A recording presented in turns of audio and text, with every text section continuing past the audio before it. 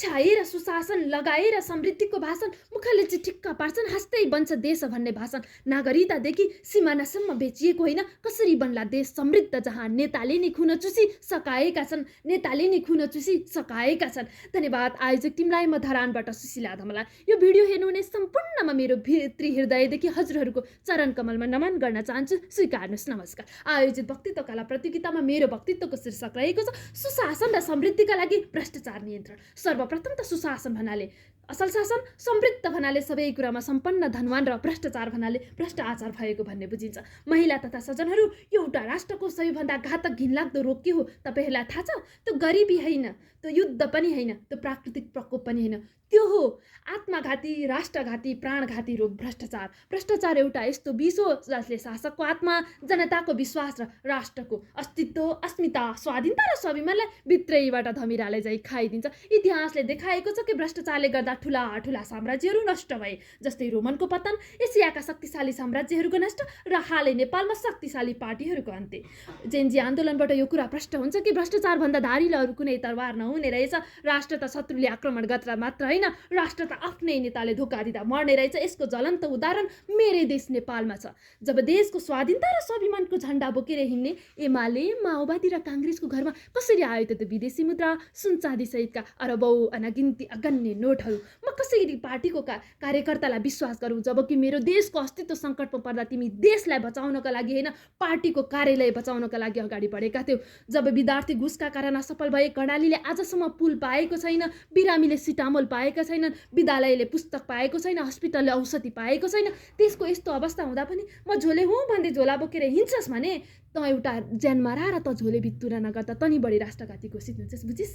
आजसम्म निर्मला हत्या, राजा रानी दरबारमै मारेको, शरणार्थीमा मान्छे बेचेको, भिजिट भिसामा दिनको 50 लाख ठगी, गिरीबन्धु टी स्टेट 280 बिघा, शेरादोर पार्कको 184 रोपनी, पतञ्जली जग्गा 30 बिघा, नारायण हिट्टी जग्गा 14 रोपनी, भुटानी शरणार्थी 28 करोड, पशुपतिको बालुवा 5 अर्ब, पशुपतिको जलहरी 80 करोड, एनसेल कलछली 56 अर्ब, सहकारी ठगी 77 अर्ब, 33 किलो सुन, 100 किलो सुन। तिमीहरू औद्धमा हुँदा यी भ्रष्टाचारका फाइलहरू किन खोलिएनन्?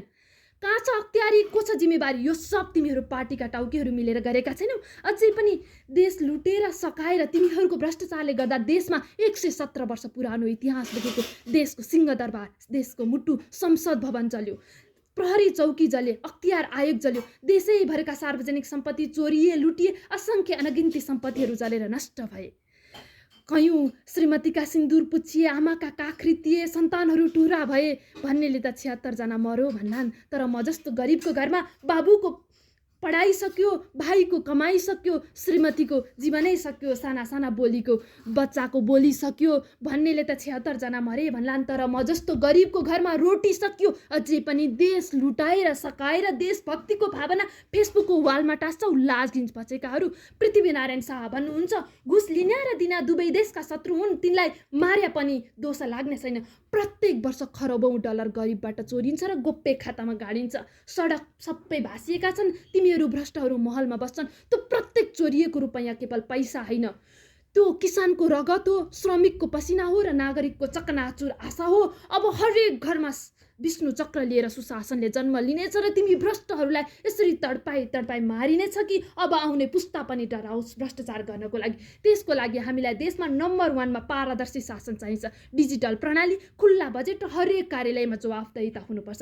कानुनको शासन, कसैलाई भन्दा न्याय भन्दा माथि र सजाय भन्दा बाहिर राख्न हुँदैन। अब प्रिय जेन्जी सरकार, अब कारागारबाट हामीले भिआइपी जेल पनि हटाउनुपर्छ। मजबुत संस्था, अख्तियार निकाय स्वतन्त्र, निर्भीक र सुरक्षित हुनुपर्छ। त्यसलाई पैसामा किनबेच गर्न हुँदैन। सदाचार शिक्षा, विद्यालयदेखि विश्वविद्यालयसम्म इमानदारिता सम्पत्ति हो भने भ्रष्टाचार भनेको दासत्व हो भनेर पढाउनुपर्छ। नागरिक सहभागिता, प्रत्येक नागरिक मौन पीडित होइन, सतर्क प्रहरी रहनुपर्छ। वेदमा भनिएको छ, वयम राष्ट्रम जाग्रे। यसको मतलब हुन्छ म राष्ट्रलाई बचाउनका लागि हरेक समय प्रहरी जस्तै खडा रहनेछु। त्यो तब सम्भव हुन्छ जब हरेक नागरिक भ्रष्टाचारको विरुद्ध एक हुने निर्णय गर्दछन्। त्यो तब उदाउँछ जब हरेक नागरिक राष्ट्रलाई बचाउनका लागि सबैजना अगाडि बढ्दछन्। अब हामीले लोभभन्दा इमान्दारिता रोज्यौँ, स्वार्थभन्दा राष्ट्र रोज्यौँ भने भ्रष्टाचार स्वतः ढल्नेछ, सुशासन र समृद्ध नेपाल बन्नेछ। त्यसको लागि हामीले आफ्नो विचार पनि परिवर्तन गर्नुपर्छ, आफ्नो भोट पनि परिवर्तन गर्नुपर्छ। जय देश, जय नेपाल।